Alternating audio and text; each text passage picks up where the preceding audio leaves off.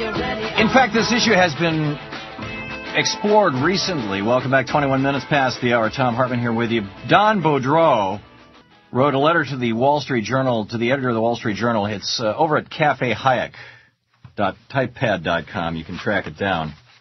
If you just plug into Google, World War II did not end the Great Depression. Just those words like that. You'll find a whole bunch of these posts and scholarly papers. I mean, there's no shortage of this stuff. Anyhow, Don, this is very, very well written. Don says to the editor, in his otherwise superb letter, Rolf Goller repeats the dubious, if common, claim that World War II got America's economy going again. And he points out the official unemployment rate actually did fall. It went from 14.6% in 1940. By the way, 14.6% in 1940, that was down from like over 30, 33, 34, 35, 36% at the depths of the Great Depression. So unemployment was coming back, wages were coming back. So anyhow, it went from 14.6% to 1.2% in 44. But here's the problem. As Robert Hicks wrote, and Higgs's book, Depression, War, and the Cold War, is the classic on this, 2006, Oxford Press.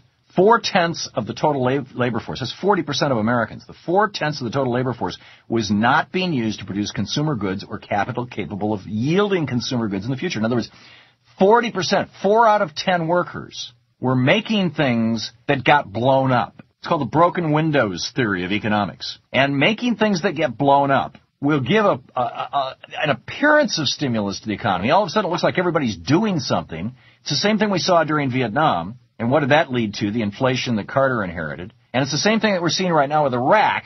And what's that leading to? Massive deficits, which will lead to inflation next year, the year after, 3 years after that. But it doesn't actually stimulate the economy. In fact, he points out personal consumption per capita in 45 was only a paltry 2.5% higher than it was in the still depressed year of 1940. And this is the core stuff. I mean, you just get right down to the numbers. Some of the posts over at Marginal Revolution, Don Hosek, very good one. He says, everything I've read indicates that World War II actually put the brakes on the recovery that was beginning. This is a big part of why the pro-business Republicans in Congress were opposed to entering World War II until Pearl Harbor, and some even after. And that's that book that I was telling you about by Rex Stout, called The Illustrious Dunderheads, where he collected all these speeches from these Republicans saying, hey, the economy is finally starting to get back on track. Don't get into a war. He says the worst part is that it's become common wisdom that in general war improves the economy when it does precisely the opposite. Just think about it for a minute.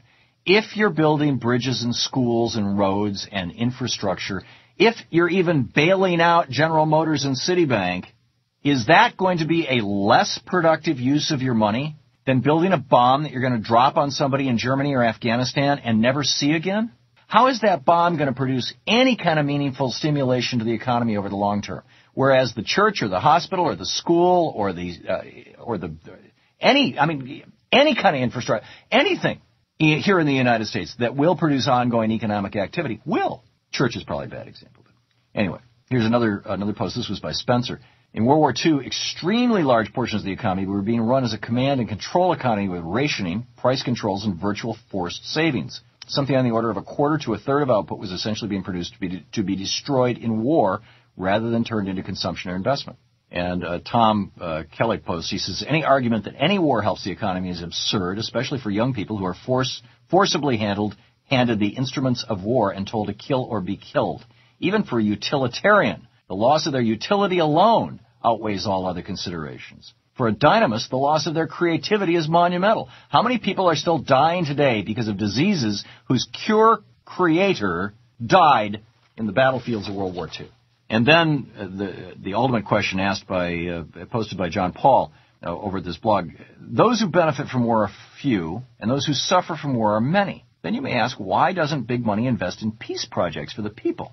Isn't it true that big money would become bigger if this was done? Why isn't this done? Well, it's not done because big money doesn't become bigger when you invest in peace projects. It becomes more diffuse.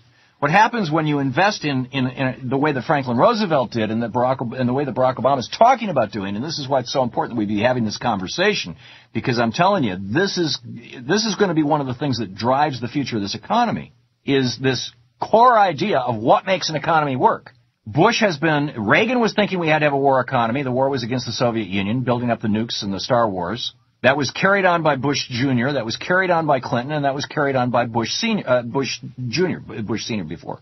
And the question is now, is Barack Obama going to say, no, we don't need a war economy, we need a peace economy? What a peace economy does, when you build your domestic nation, as Alexander Hamilton suggested to Congress in 1791 in his paper on manufactures, which defined for 2 centuries the economic structure of this country. When you invest in and protect your domestic economies, you grow them. On the other hand, when you have an economy that is based entirely on war, and this is what Thomas Jefferson wrote about extensively after the War of 1812, when you have an economy based entirely on war, what you end up with is an economy that's essentially hemorrhaging. Which way are we going to go?